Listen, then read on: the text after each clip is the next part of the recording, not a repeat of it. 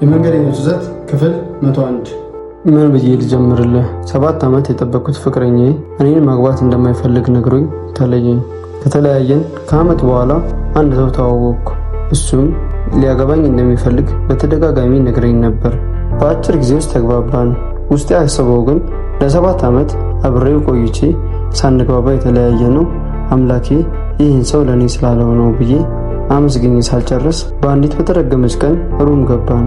ከዛች ቀን ጀምሮ አገባሻለሁ፣ ሽማግሌ ልካለሁ ሲል የነበረው ሰው ሙሉ ለሙሉ ጠፋ። እናም መፍጠኔ ምን ያህል ዋጋ እንዳስከፈለኝ ተረዳሁ። ለአብይ ጾም ቆንጆ የጾም ቡፌ የምታገኙበትን ቦታ በዚህ ልጠቁማችሁ። አሞር ካፌና ሬስቶራንት ይባላል። ፊጋ መብራቱን እልፍ እንዳላችሁ ታገኙታላችሁ። በጣም የሚወደውና የሚወደኝ ልጅ ነበር። በፍቅር ብዙ ጊዜ ቆይተናል። አንድ ቀን ግን ቤተሰቦቼ ሌላ የማላውቀውን ሰው እንዳገባ አስገደዱኝ።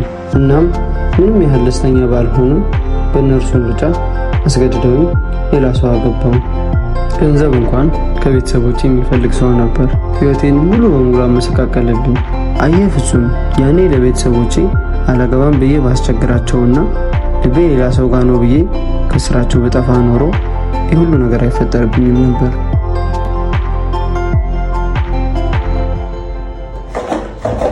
የመንገደኞች ዘት ክፍል 102። እኔን ያሳደገኝ ወንድሜ ነው። ጎረቤታችን ደግሞ እናትና አባቱ ተለያይተው ከአባቱና ከእንጀራ እናቱ ጋር የሚኖር አንድ ልጅ ነበር። እኩል እድሜ ላይ ስለነበርን ጓደኛሞች ሆነን አብረን አደግን። እንጀራ እናቱ በጣም ታሰቃየው ስለነበር ምግብም አያገኝም ነበር። እኔ ከቤት እያወጣው አብረን እንበላ ነበር። የመማሪያ ደብተር እንኳን ከወንድሜ ብር እየሰረቅኩ እገዛለት ነበር። እንደዛ እየሆንን 12ኛ ክፍል ጨርሰን ቁጭ አለን። ከዛም ወንድሜ ለኔ የራሴን ስራ እንድሰራ ሱቅ ከፈተልኝ። እኔም ከጓደኛዬ ጋር አብረን መስራት አብረን መኖር ጀመርን።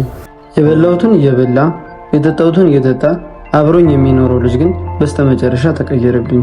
የኔን ዕቃ ፍቃድ የለውም ብሎ ሙሉ በሙሉ አስወረሰብኝ። ከዚያም አልፎ ሊያሳስረኝ ሲል የተረፈችኝን ንብረቴን ትቼ ሌላ ከተማ ሄዱ። ከልጅነቴ ጀምሮ እንደ ወንድም አብሬው ስኖር የነበርኩት ልጅ ሕይወቴን እንዳልነበረ አደረገው። አሁን ላይ ያለኝ ነገር ሁሉ አጥቼ የቀን ስራ እየሰራሁ ነው። ፍፄ ብቻ የምትቀርቡትን ሰው አስተውላችሁ ቅረቡ በልልኝ። የመንገደኞች ዘት ክፍል 103። ሱሰኛ መሆኔ በጣም ይጸጽተኛል። በ15 ዓመቴ ነበር ሱስ የጀመርኩት። ያኔ በዛ በትንሽ ልጅ አእምሮ የጀመርኩት ሱስ ዛሬ ድረስ ለእናቴ ሳልደርስላት ሚስት አግብቼ ልጅ ወልጄ በመኖሪያ ዕድሜ ከሰውነት በታች አድርጎኝ ራሴን ጠልቼ የሞትበትን ቀን እየጠበቅኩ። እናም ፍጹም ለቤተሰቦችህ ይህን አድርስልኝ። ልጆቻችሁን ስታሳድጉ ምግብ ብቻ ሳይሆን እውቀት፣ ፍቅር እናም የየእምነታችሁን ትምህርት እያስተማራችሁ አሳድጉ። አመሰግናለሁ። በልጁና በሚስቱ የሚያፈር ባል ማግባቴ በጣም ይጸጽተኛል። ሰው እንዴት በልጁ ያፍራል? እባካችሁ እህቶች፣ አባት መሆን ማይችል ሰው ለትዳር አትመኙ። ምክንያቱም የእናንተ ብቻ ሳይሆን የልጆቻችሁ ሕይወት ነውና የሚበላሸው።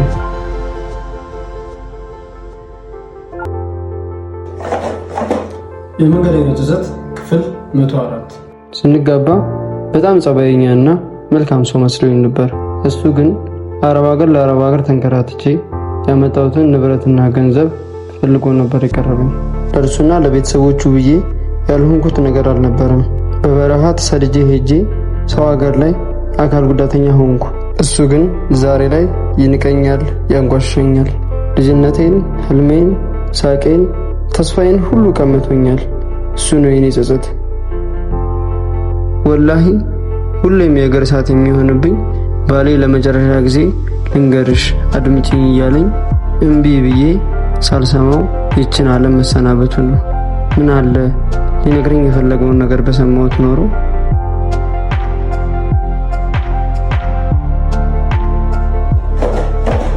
የመንገደኞች ዘት ክፍል 105። ለ5 ዓመታት ያህል በፍቅር አብረን ነበርን። በጣም ደስ የሚል የፍቅር ጊዜያት አሳልፈናል።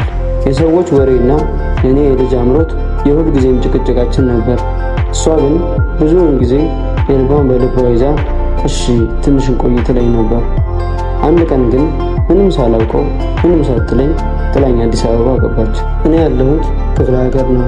አይ ሴት ልጅ የ5 ዓመት ፍቅር በአንድ ቀን ያልቃል እንዴ? ምንንም እንዳለምን ያደረገችኝ። ትልቁ ጸጸቴ ማንም የማያውቀው በልጅነቴ መደፈሬ ነው። እናም ያንን ሰው አለመበቀሌ በጣም ይጸጽተኛል፣ ሴትነቴን አሳጥቶኛልና።